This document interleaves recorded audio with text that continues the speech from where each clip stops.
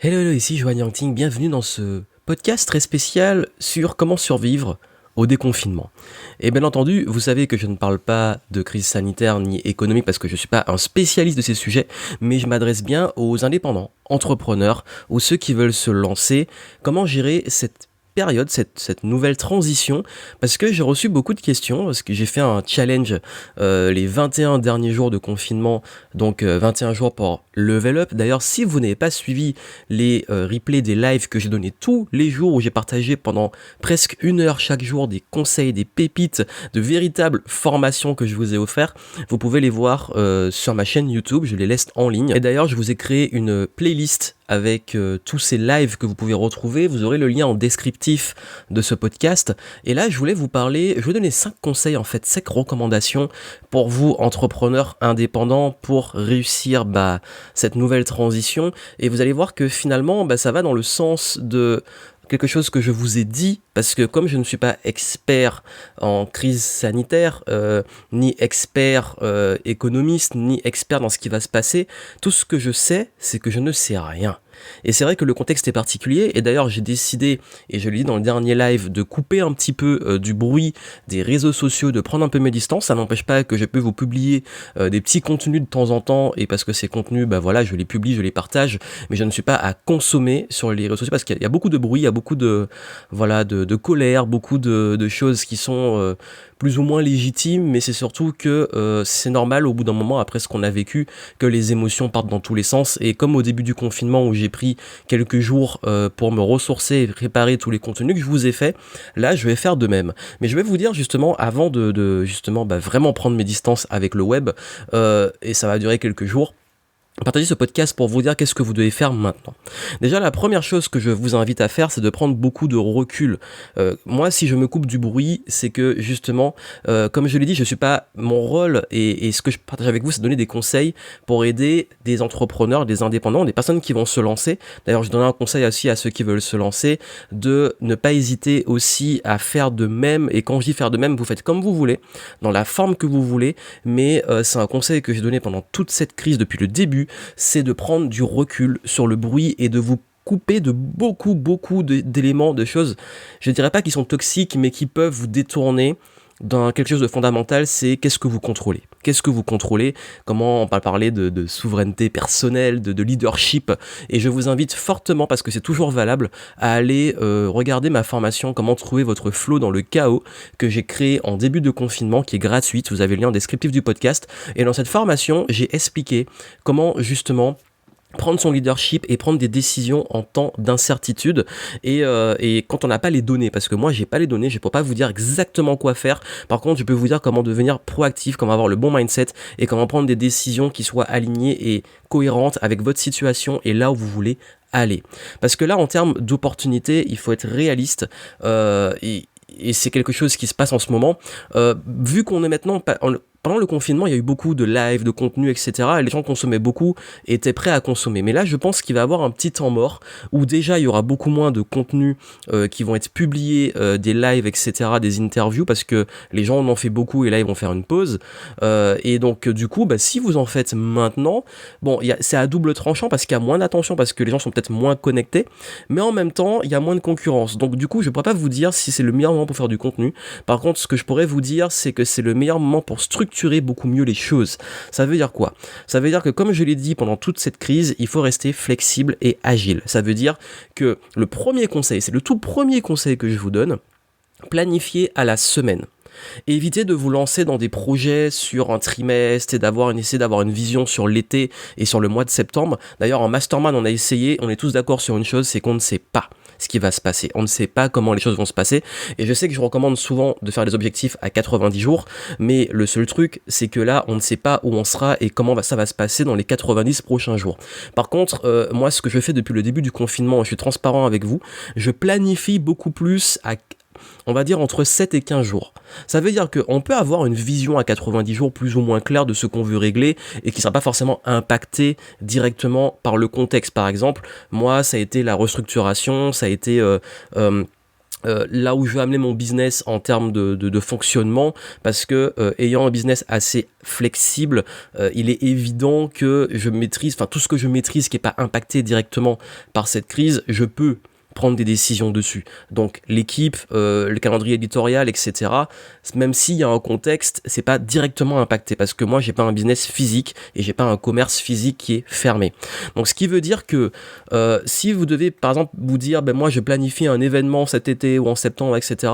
Ne vous engagez pas sur des trucs comme ça ou des choses qui voilà sont trop incertaines. Par contre, vraiment naviguer à vue. Continuer à naviguer à vue, c'est pas fini en fait. On pense que là c'est bon, tout est fini. Non, en fait pour moi c'était juste le début. Et là on ne sait pas ce qui va se passer, on ne sait pas comment le monde dans quoi on va tourner au niveau mondial.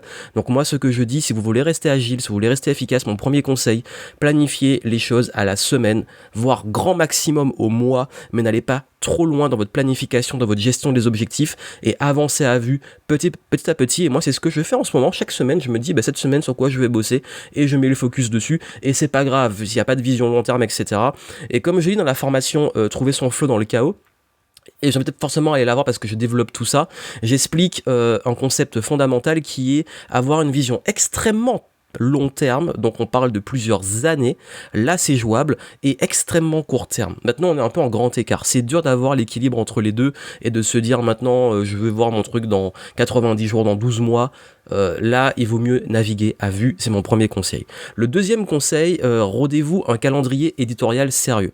J'ai lancé un challenge d'une vidéo par jour à beaucoup de personnes, peut-être que vous l'avez suivi, ou peut-être que vous l'avez vu à travers les lives que j'ai fait, et par rapport à ce challenge, il a été évident que certains ont trouvé ça cool.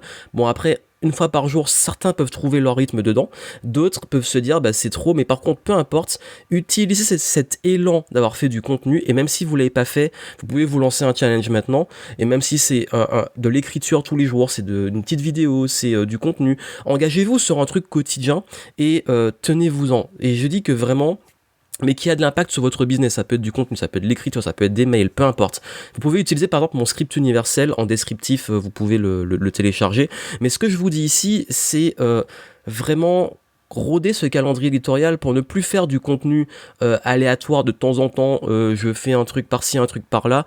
Ayez un rythme dans vos contenus, ayez un rythme, ça peut être quotidien, ça peut être hebdomadaire, peu importe, mais gardez ce rythme, encore une fois, planifié à la semaine. Donc c'est pour ça que je vous dis un rythme quotidien ou hebdo, c'est bien, comme ça chaque semaine vous êtes focus sur un truc, chaque jour focus sur un truc, et ça devrait déjà vous aider.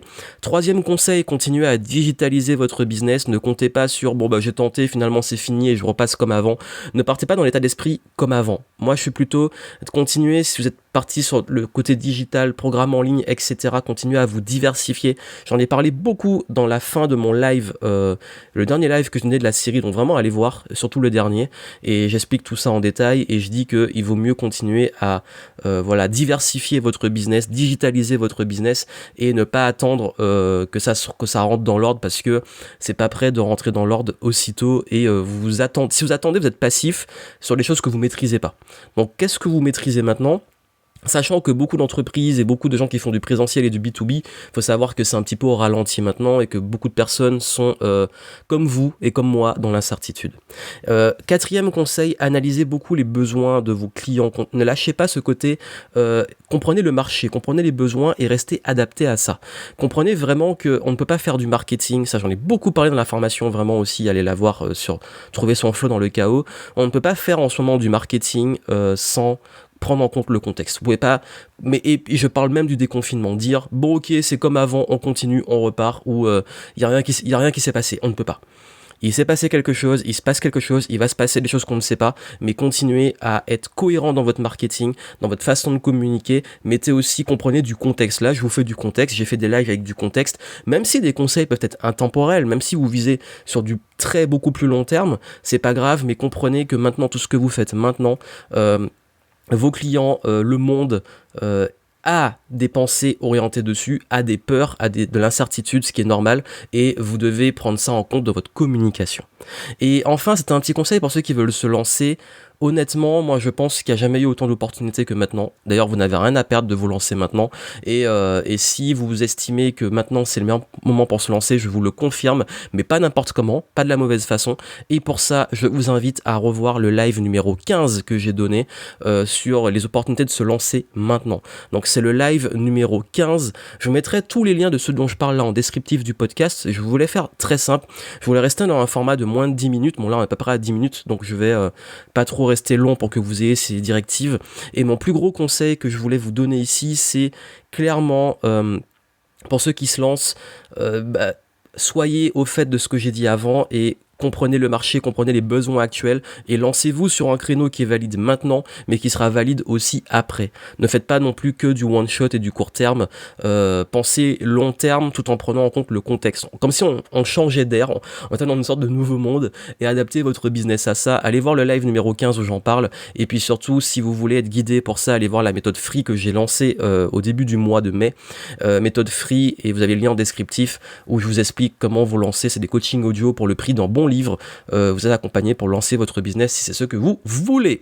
Donc voilà, le gros conseil que je voulais vraiment vous donner ici, c'est il y a des fois on peut, je dis pas d'envisager le pire de façon pessimiste, mais de se dire voilà, c'est pas fini, on n'attend pas que ça finisse, on n'attend pas l'incertitude, on reste proactif. Et c'est vraiment le gros message que je voulais vous donner là, restez proactif. Alors rien n'est fini, on va pas retourner à une vie d'avant malgré ce qu'on voit, les gens pensent que c'est comme ça, c'est juste qu'on a beaucoup tiré sur l'élastique et là ça lâche, mais voilà, on est encore dans une période d'incertitude, on est encore dans une période de crise sanitaire, économique, c'est pas fini, c'est peut-être même le début, on ne sait pas, mais comme je le dis souvent, vaut mieux se dire bon ok, comment je peux être proactif, qu'est-ce que je contrôle, sur quoi je peux agir, surtout pour mon activité parce que je m'adresse à des entrepreneurs, et puis maintenant voilà, naviguer à vue, continuer à faire ce qu'il y a à faire, continuer à appliquer les conseils que j'applique dans Trouver son feu dans le chaos. En descriptif vous avez les infos pour y accéder, et puis moi je continue à vous partager des contenus.